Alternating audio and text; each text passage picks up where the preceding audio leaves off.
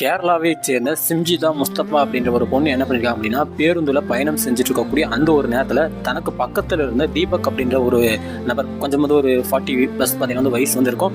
So அந்த நபர் வந்து தன்னிடம் அபியூஸாக வந்து நடந்து கொண்டார் அப்படின்னு சொல்லிட்டு ஒரு வீடியோவை பார்த்தீங்கன்னா பேருந்தில் இருக்கும்போதே வந்து பதிவு செய்கிறாங்க.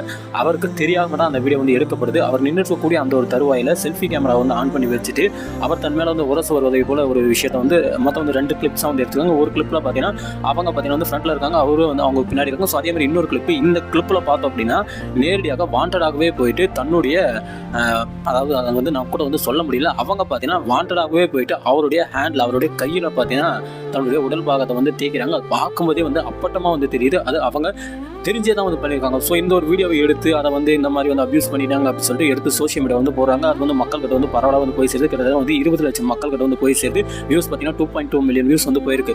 ஸோ இப்போ இருக்கும்போது இந்த வீடியோவை பார்த்து இவர், அதே மாதிரி இவரோட ஃபேமிலியில் இருக்கக்கூடிய எல்லாருமே பார்த்தீங்கன்னா பயங்கரமாக வந்து மன உளைச்சலுக்காக இருக்காங்க. இதுலையும் குறிப்பிட்டு சொல்லணும் அப்படின்னா அவங்க பெத்த அப்பா அம்மாவே பார்த்தீங்கன்னா அவங்கள வந்து ரொம்ப ஒரு மாதிரி வந்து பேசியிருக்காங்க.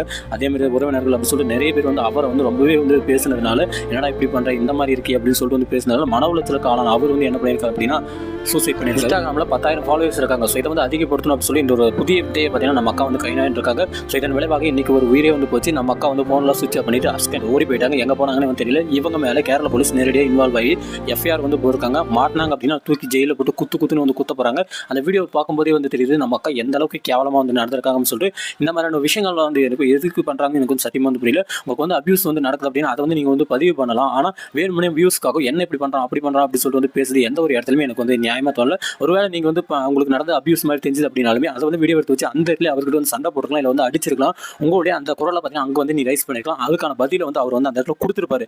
ஆனால் இந்த மாதிரி ஒரு கேவலமான ஒரு விஷயத்தை வந்து செஞ்சது அது வந்து நல்லது கிடையாது. ஒரு நல்லது ஒரு மனுஷன் இன்னைக்கு வந்து இறந்து போயிட்டாரு.